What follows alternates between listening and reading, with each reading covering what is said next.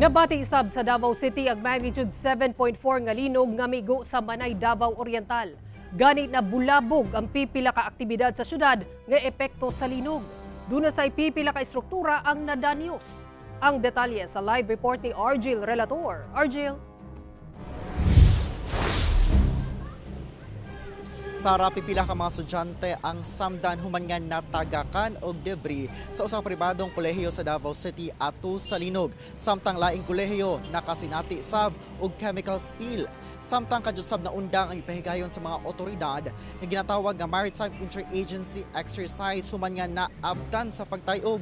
Samtang usa ka dos andanas nga residential building sa usa ka subdivision ang gipadapa sa linog.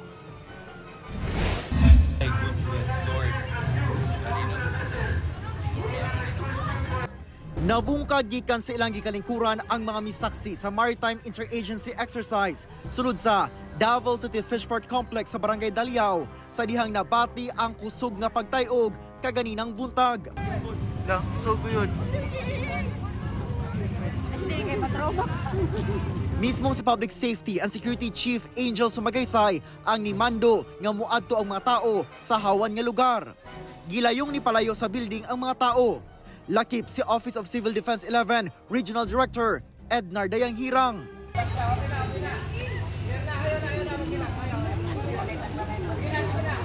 Gipanggako sa mga inahan sa kahadlok ang ilang mga anak.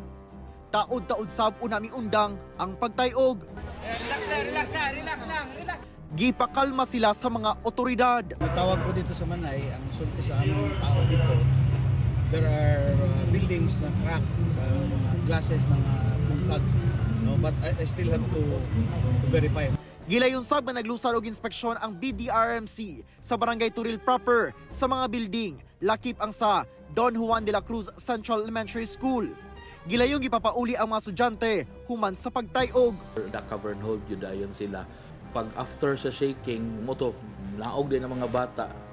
Good thing po lagi nga naapod ang ang mga parents tungod kay o naarapod ang mga bata ba nya naadto nila ilang mga anak, so wala na kaayoy commotion kay pag human sa linog nadala rin nila uli ang mga bata. Dito sa Doña Carmen Denia National High School, ubay-ubay ang mga estudyante nga nakuyapan kay high-rise building man siya, nasa 4th floor.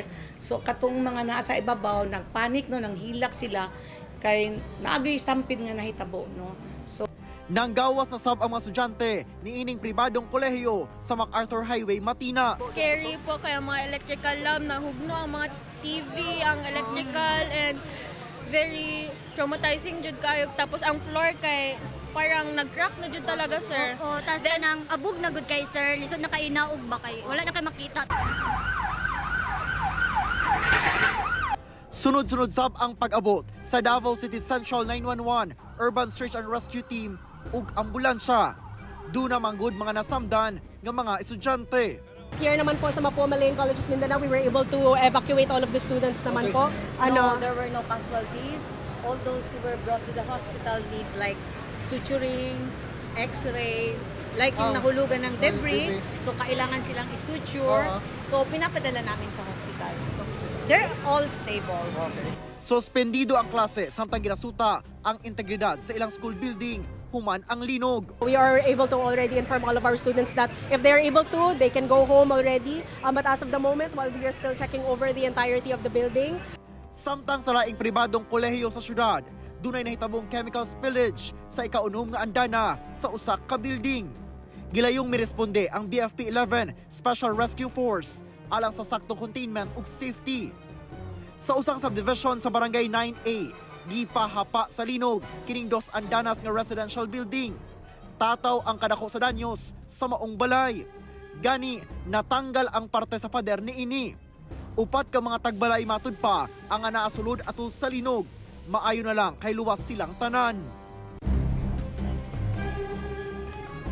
Sara subo palandungon nga usa ka 80 anyos nga lolo ang namatay human nga nadatugan siya og nagkolaps nga pader sa Davao City. Nakita ang biktima nga nadatugan sa nibigay nga pader sa Porok 3 Soliman, Barangay Tomas Monteverde. Nagkulaps matud pa ang konkretong pader nga mo inabilin gikan sa gidemolish kani adto nga estruktura ug natumba ngadto sa naglingkod nga tigulang ato sa pagtayog. Nakig-alayo na ang Davao CSWDO sa pamilya sa biktima alang sa ihatag nga assistance. Samtang gilayong nagtagbo ang Davao City Disaster Risk Reduction Management Council. As of 3:30 PM, doon na respondihan nga 347 ka mga individual nga nakuyapan ug nakahiagom og minor injuries. Ana sila karon sa stable nga kondisyon. Sara dugang pahimangno sa mga otoridad nga mahimong alerto gihapon sa posibleng mga kusog nga aftershocks. Sara. Okay, amping mo diha. Ug daghang salamat Argil Relator.